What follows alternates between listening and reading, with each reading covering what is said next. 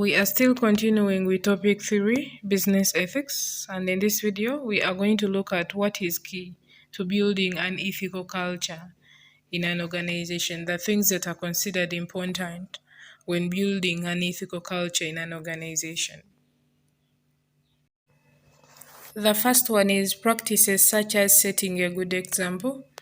If you set a good example for the employees, if you act in an ethical way, your employees are likely to, other people that are under you are likely to act also in an ethical way. So it will create an ethical culture in the organization.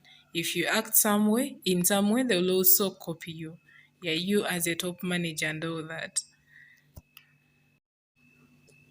Another key thing is when top management is held accountable for the things that they've done, because being accountable, it is one of the ethical values. You take responsibility of the results of your actions.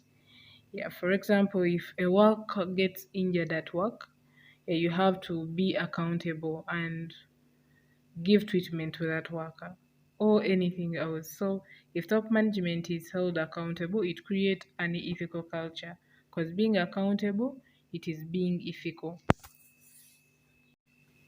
Then another way is providing adequate information. You give the employees or the stakeholders enough information that they need to know about the organization, the ethical values, the expectation, the vision, mission, objectives, and all that. So you give them adequate information so that they can act accordingly. Because some workers act the way they act because they're ignorant of the company's expectations. Another key thing is ethics training. You train employees through the core values and how you expect them to behave at work, how you expect them to dress, like to speak, to walk, and everything. So you train them so that they don't have an excuse. Like I didn't know how to do that and this. Yeah. So if you train them through the ethics or the core values of the organization, you will be able to build an ethical culture. Another key thing is keeping promises and commitments. If you as the manager, if you keep your promises and the things that you said you will do, yeah, you create an ethical culture, because keeping a promise, it's one of the ways of being ethical. If you don't keep your promises, you are considered unethical. So if you keep promises, if you promise your employees something and you do it, you'll be able to create that ethical culture. They'll also keep their promises.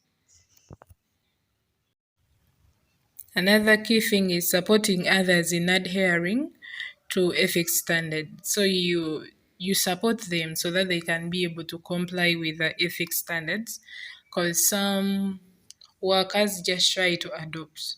They can be having their own ethics, or where they were working, the ethics were different to the current organization. So you support them, you train them, and you give them time, yeah, so that they can be able to adjust. So you support them so that they can be able to comply with the standards. Then another way is better communication. You should have a better communication, like with the workers. You communicate when something is wrong, then you appreciate them when they're doing things in the right way. Yeah, so you communicate so that you can reduce the tension between the managers and then the employees. Another key thing is more effective teamwork. Yeah, in order for you to create an ethical culture, you cannot create it alone. You have to create it with everyone in the organization. So you are supposed to work together, yeah, so that you can all aim at achieving one goal. Yeah. Let's look at the expected results from a successful ethics and compliance program. When you come up with an ethics program and it is successful, what results are expected to be seen? First is reduced observation of any type of misconduct. If you train employees through the ethics, the core values, the expectations of the organization, and everything. Yeah, there is supposed to be a reduction in the misbehavior or misconduct of the employees. You expect them to act accordingly, according to the expectations of the organization.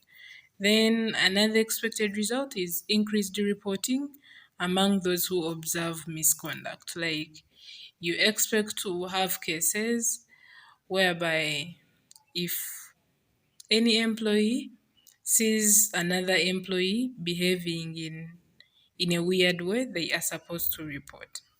Yeah. Then increase satisfaction with management's response to reports of misconduct. We also expect to see increased satisfaction with the organization by the employees, and then reduced exposure to situations that could result into misconduct. Employees will try so hard to avoid things that will make them misbehave. Then increased preparation to respond appropriately to situations that could result into misconduct. And the last one is the reduced pressure to compromise ethics standards or the law, because they will know the difference between ethics standards and then the law.